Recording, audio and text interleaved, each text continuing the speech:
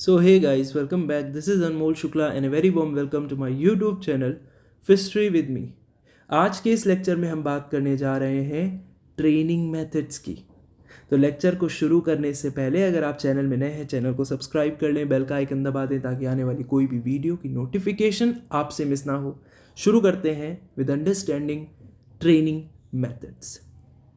Now, training methods are the various ways and techniques to improve and employ or by facilitate learning in individuals or groups.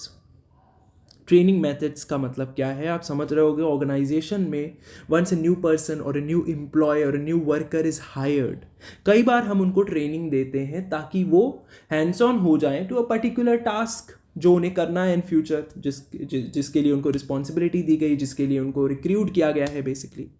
Training methods they are the various ways and techniques to improve an employee को improve करने के लिए कई तरीके की techniques और veg का इस्तेमाल किया जाता है, और वो सभी क्या होते हैं, कहीं ना कहीं ट्रेनिंग मेथड्स होते हैं to train employee. Basically let's suppose किसी एम्प्लॉय को हायर किया गया और बाद में उसको कुछ जॉब स्पेसिफिक ट्रेनिंग दी गई, जैसे मे बी एक्सेल की ट्रेनिंग दी गई, या let's suppose a person software engineer, उसको किसी पर्टिकुलर लैंग्वेज की ट्रेनिंग दी गई। So training methods these are the various ways and techniques कि एम्प्लॉय को इम्प्रूव किया जा सके, उसकी लर्निंग को ब्रॉडन किया जा सके, उसकी स्किल सेट्स को इन्हेंस किया जा सके, ताकि ना सिर्फ उस इंडिविजुअल को उससे बेनिफिट मिले बल्कि ऑर्गेनाइजेशन को भी उससे बेनिफिट मिले as a whole.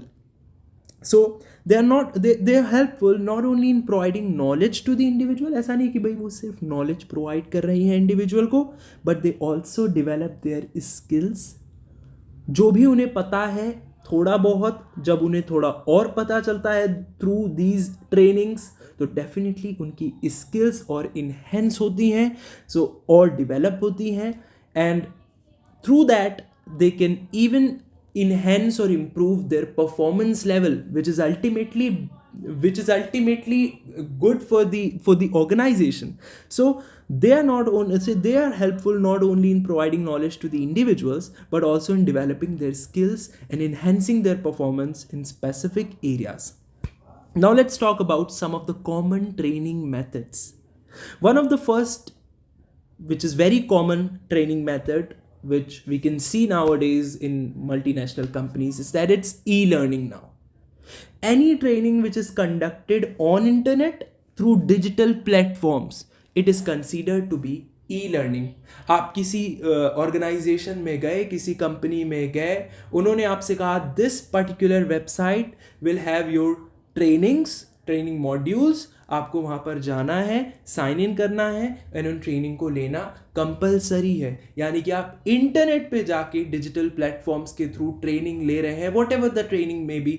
It can be information security training, privacy training, unconscious bias training, किसी भी तरीके के non discriminatory things in the official environment, उस तरीके की ट्रेनिंग। तो ये सारी training you're actually opting through internet from these from these official website of that particular company, और या किसी थर्ड पार्टी वेबसाइट के थ्रू, तो ये सारी ई लर्निंग में आती हैं। So any training which is conducted on internet through digital platform is considered to be e learning, and this type of learning is emerging immensely in today's world.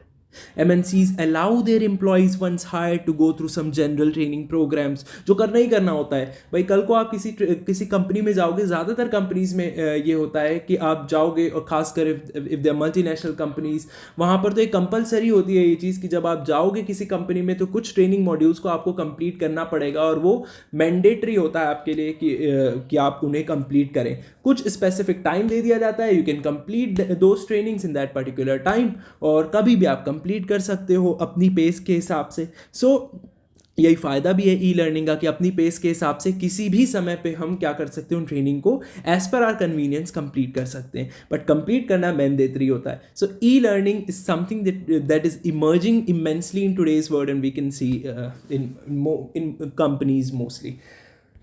Another type of training is on the job training. Let's suppose you are hired for position in which completing the specific task require Excel और PowerPoint कि भाई आप किसी company में जा रहे हो जहां पर आपको अपने काम को कंप्लीट करना है और उसके लिए Excel की ज़रूरत है, PowerPoint की ज़रूरत है. So the HR department decides to provide you some job specific training and skills कि once you are hired आप within those 1 or 2 weeks आपको ट्रेनिंग दी जाएगी. That's what OTG is. That's what on the job training is. So it generally involves a more experienced employee. यहाँ पर क्या होता है कि वो जो more experienced employee है who's working in the company and have experience of more than 2 or 3 years, वो आपको क्या देगा, mentor करेगा, आपको teachings देगा और आपको train करेगा regarding that particular whatever the teaching is, maybe the PowerPoint, maybe the Excel or anything else. So it generally involves a more experienced employee mentoring a less experienced employee or new joinee, which involves providing hands-on training, feedback, and support. Third type of training is instructor-led training. Instructor-led training में definitely एक instructor होगा. It can happen virtually, it can happen in a physical classroom, and this instructor or we can say trainer lead करता है उस training session को, आपसे questions पूछेगा और डिस्कशन होंगे वहाँ पर. So that's what happen in instructor led training. Then we have job rotation and shadowing.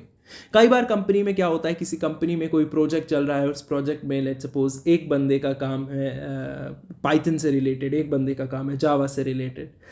In future let's suppose Java वाले को हम पाइथन में डाल रहे हैं, पाइथन वाले को हम जावा में डाल रहे हैं, उससे पहले भी हम कुछ ट्रेनिंग्स देंगे. That's what job rotation and shadowing is. When same individual expose to different roles and responsibilities. Why? Just to broaden their knowledge and skill sets. तो हम आपस में क्रॉस ट्रेनिंग्स दे सकते हैं. बेसिकली जॉब रोटेशन करा रहे हैं ताकि जिस बंदे को जावा आती है उसको पाइथन भी अब आए, जिस बंदे को पाइथन आती है अब उसको जावा भी आए. लेकिन डेफिनेटली उसको पहले से कुछ ना कुछ आइडिया होगा. ऐसा नहीं कि बिल्कुल नया है, उसने पाइथन पढ़ी ही नहीं और एकदम से हम उसको जॉब में पाइथन वाले रोल के लिए देते हैं. नहीं, दोनों को कुछ ना कुछ जावा और पाइथन में एक्सपीरियंस होगा. हाँ, ये हो सकता है कि भाई जिसको जावा आती है उसको जावा अच्छे से आती हो, पाइथन कम अच्छे से आती हो, तो हम उसको जब पाइथन वाले में डालेंगे तो उसको हम कुछ टाइम देंगे, उसको क्रॉस ट्रेनिंग्स कराएंगे और वो फिर हैंड्स ऑन हो जाएगा कहीं ना कहीं. So job rotation and shadowing का मकसद यही होता है कि भाई कहीं ना कहीं स्किल सेट्स को और ब्रॉडन करना, डिफरेंट रोल्स और रिस्पॉन्सिबिलिटीज देके. So here, same individual exposed to different roles and responsibilities. Why? Just to broaden their knowledge and skill sets. And it is referred as job rotation. And what about shadowing? Shadowing involves new employees. जो नए employees हैं वो हमेशा shadow में काम करेंगे जो experienced employee है उनके. So shadowing involves new employees observing and learning from experienced employees as they perform their job task. So thank you so much. आपको I hope ये lecture समझ में आया होगा. So we'll see you in the next lecture. Till then, keep studying. Take care.